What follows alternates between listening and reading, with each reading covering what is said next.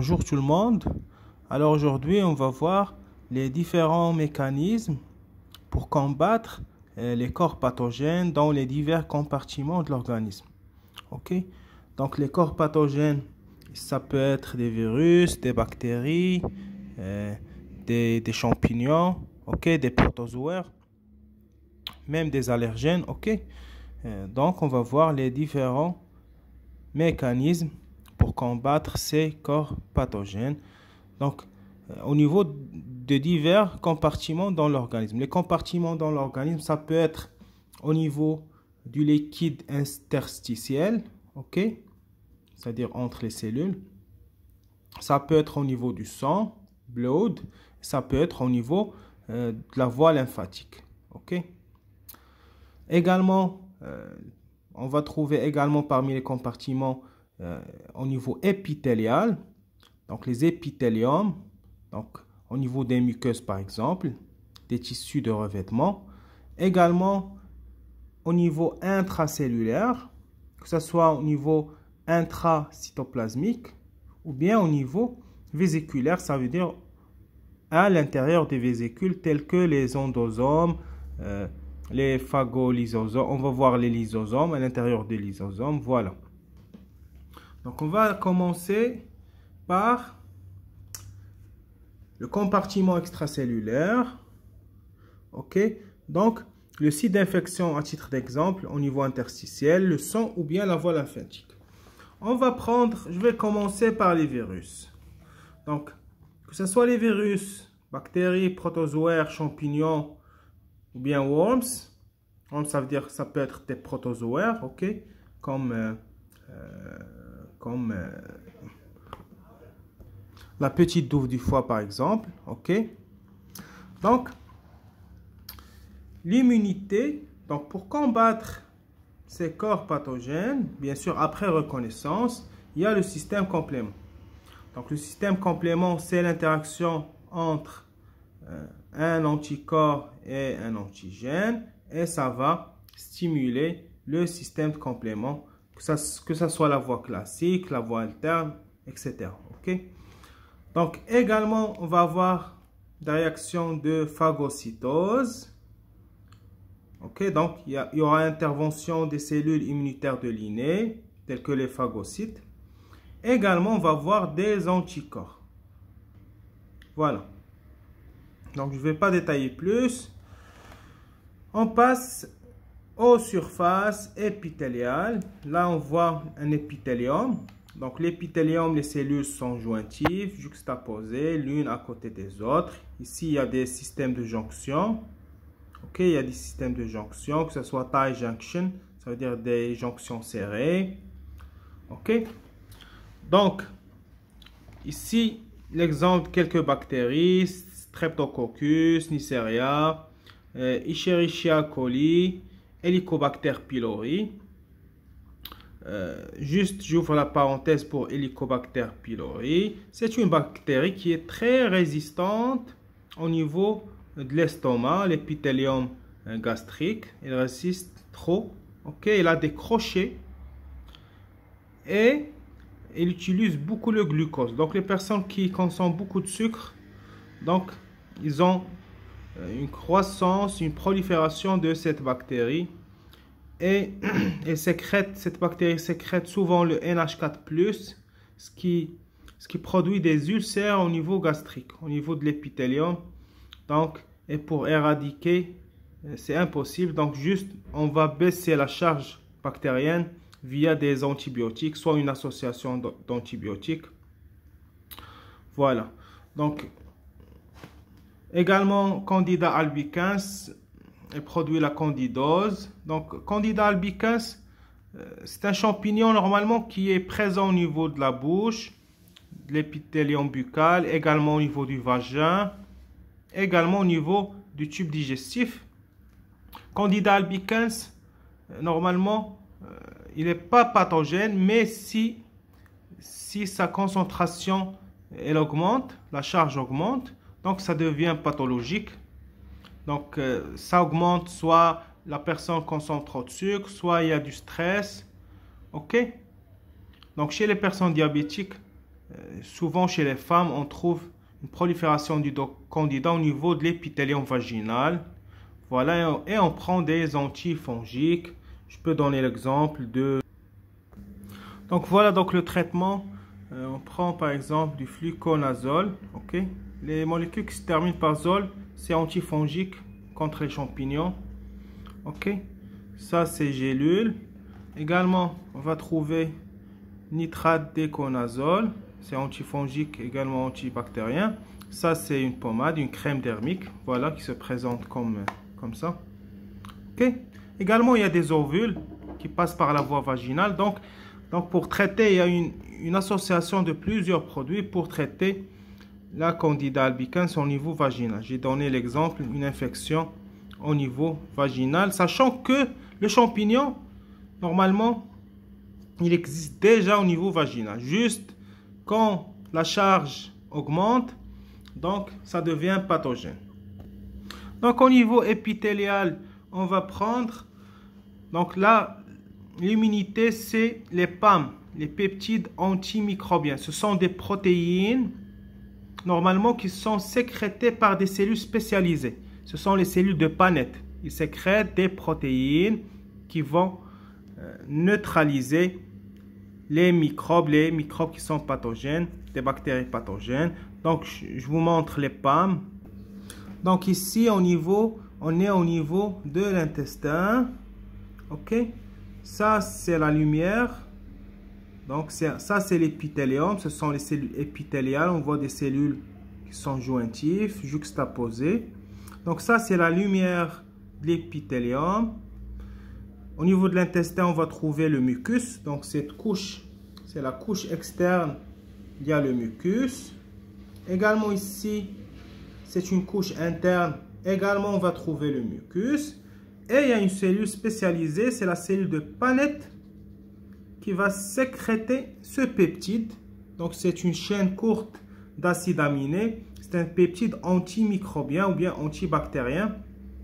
Donc, les protéines qu'on va trouver au niveau de ce peptide, ce sont des lysosymes, des déphonsines, des cryptidines. Vous n'êtes pas censé apprendre tout ça.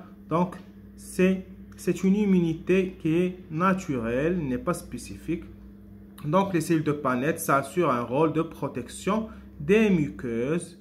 Voilà, donc au niveau, par exemple, intestinal, les cellules de Paneth sécrètent le PAM.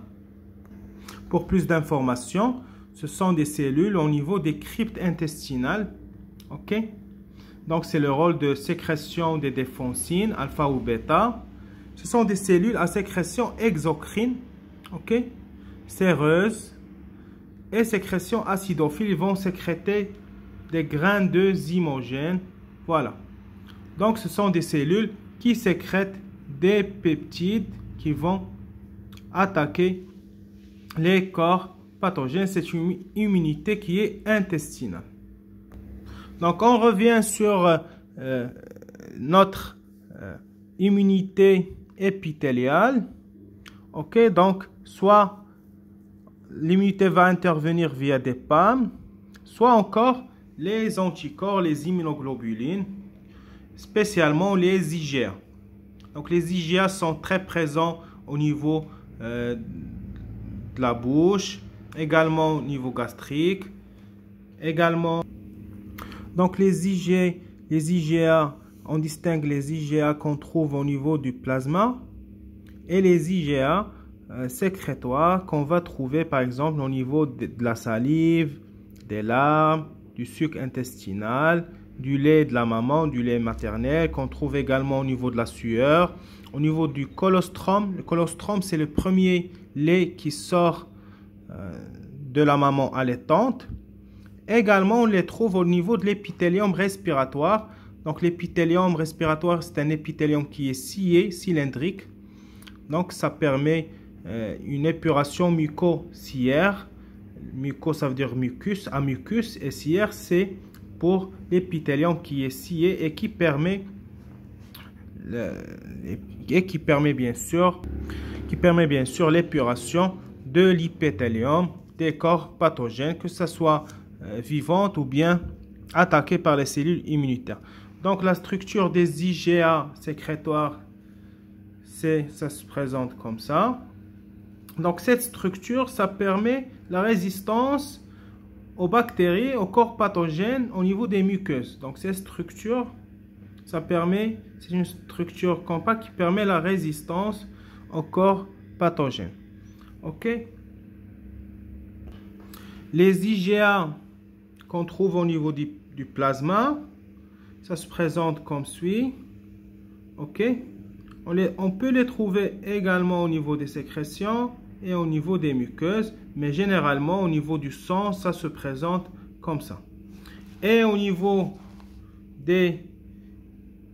bien sûr, des sécrétions salivaires, larmes, suc intestinal, etc., ça se présente de cette manière. Voilà.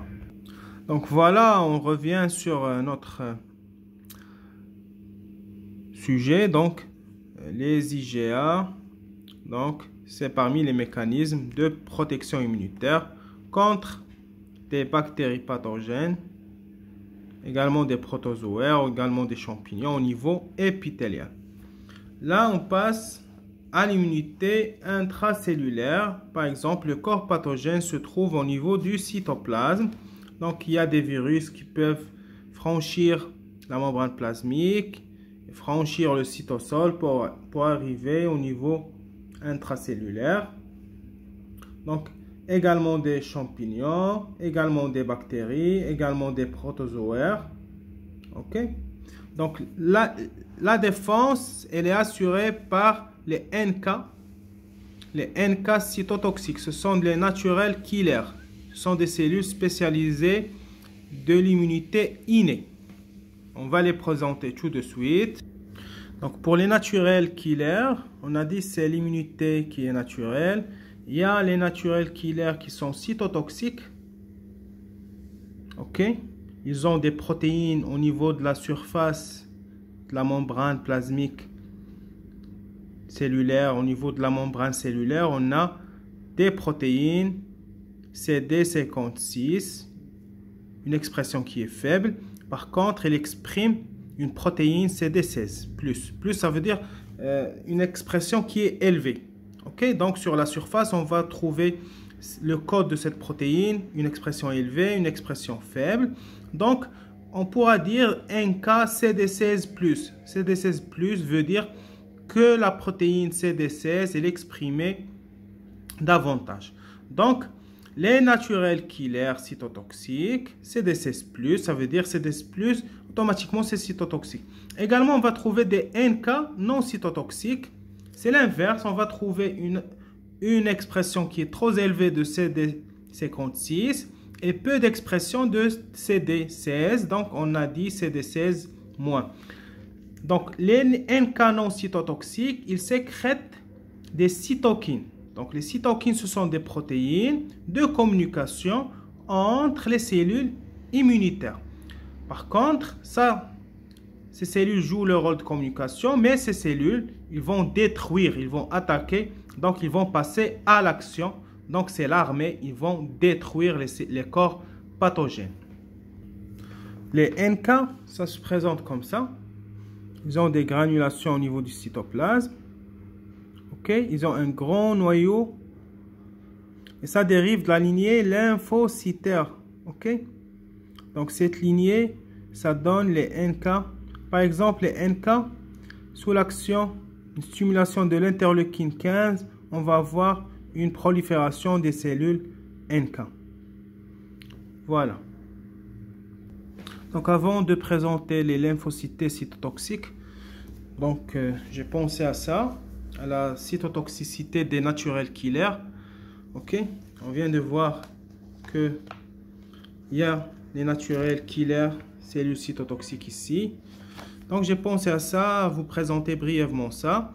Donc les naturels killers, ils vont aboutir à une apoptose. Donc c'est une mort des corps pathogènes. Il y a deux voies.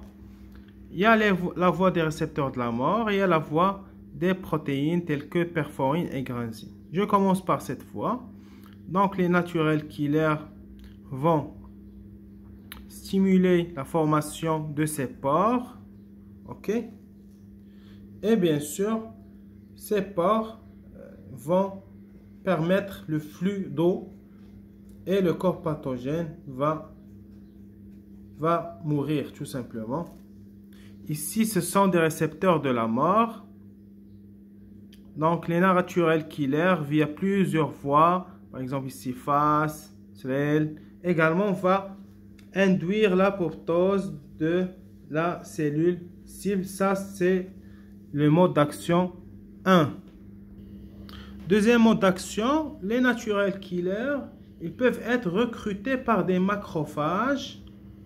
OK? Donc, ils peuvent être recrutés par des macrophages, peuvent être recrutés par le complexe anticorps-antigène. Ici c'est le corps pathogène. OK? Et ici c'est l'antigène. Et il y a interaction anticorps-antigène. Et bien sûr, la natural killer, elle possède un récepteur pour l'anticorps. Bon, pour la partie FC, je ne vais pas entrer dans le détail, ce n'est pas l'objet de ce cours. Donc, la natural killer, elle va être activée après la fixation de l'anticorps sur l'antigène du corps pathogène. Et c'est le deuxième mode d'action pour ces natural killers. Et on voit bien les enzymes via lesquelles les natural killers vont détruire le corps pathogène, ce qu'on appelle cytotoxicité cellulaire dépendant des anticorps. Donc, dans un premier temps, il doit y avoir l'interaction anticorps-antigène et la cellule, la natural killer, elle possède un récepteur pour l'anticorps, exactement la partie FC. Et après, on va voir donc l'attaque de la natural killer. Voilà, donc on continue. Donc, toujours au niveau intracellulaire cytoplasmique, donc l'immunité, soit les natural killers, soit les lymphocytes cytotoxiques. Donc la cytotoxicité des lymphocytes cytotoxiques, ça veut dire CD8+, CD8+, c'est une protéine qu'on trouve à la surface de ces cellules. Plus, ça veut dire qu'elle est très exprimée au niveau de ce type de lymphocyte. OK? Donc, on va trouver au niveau du cytoplasme de ces lymphocytes des molécules qui sont stockées, telles que des perforines. OK? Donc, les perforines, ce sont des protéines qui sont stockées au niveau des vésicules en attente. Une fois la cytotoxicité est activée, donc ces perforines vont former des pores. Donc, ils vont former des pores. Et ces pores, au niveau de la cellule cible, et ça permet l'entrée d'eau et donc l'explosion de la cellule cible. Également, on va trouver des enzymes, des granzymes qui sont des protéases. OK? On vient de le voir, les granzymes, on les trouve chez les lymphocytes cytotoxiques, ça veut dire CD8+. Également, comme on vient de le voir, on les trouve chez les natural killers cytotoxiques. Les natural killers cytotoxiques, CD16+. Parce que les natural killers CD16+, ce sont les natural killers cytotoxiques, comme on vient de le voir. Donc, ce sont des protéases. OK? Donc, l'aboutissement, c'est ils vont dégrader l'ADN via la voie des caspases. Des caspases sont des protéines qu'on trouve au niveau de la cellule. Donc, il y aura une chaîne ou bien une réaction enzymatique. Il y a une cascade de réactions. Et après, ça va dégrader l'ADN et bien sûr l'apoptose de la cellule. Également, les lymphocytes cytotoxiques, ils vont intervenir via le complexe granulosine-perforine. Donc, les granulosines, ils dépendent des perforines. Donc, les granulosines sont contenues dans des granules et sont libérées par un mécanisme dépendant de la perforine. Ça veut dire qu'il doit y avoir la perforine au préalable, la perforine qu'on vient de voir. Donc, il doit y avoir la formation de pores. Ils possèdent des propriétés lytiques, donc ils vont assurer la lyse cellulaire et bien sûr contre les corps pathogènes. Voilà.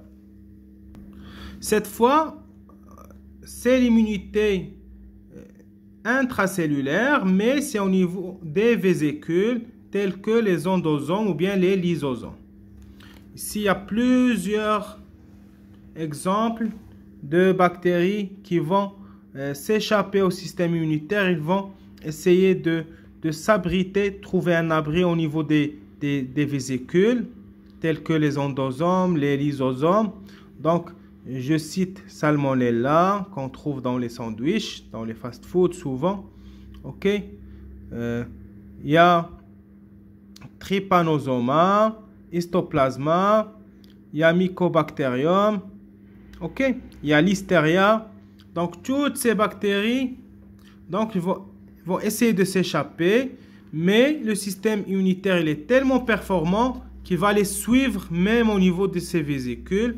Donc on aura l'intervention des naturels killers, ok, dépendant des macrophages. C'est la voie qu'on vient de voir tout à l'heure. C'est la voie du deuxième mode d'action. Je vais revenir sur cette voie tout de suite. Donc, tout à l'heure, on a vu le mécanisme d'action des naturels killers. Il y avait deux voies. Une voie de la mort cellulaire, de l'apoptose, et une voie qui dépend des macrophages. Ok, je vais rappeler ça. Donc ici, ce sont des macrophages qui vont recruter, mobiliser les naturels killers. Ok. Donc également, les lymphocytes T sont mobilisés après activation des macrophages. Donc les macrophages vont intervenir en premier temps. Et après,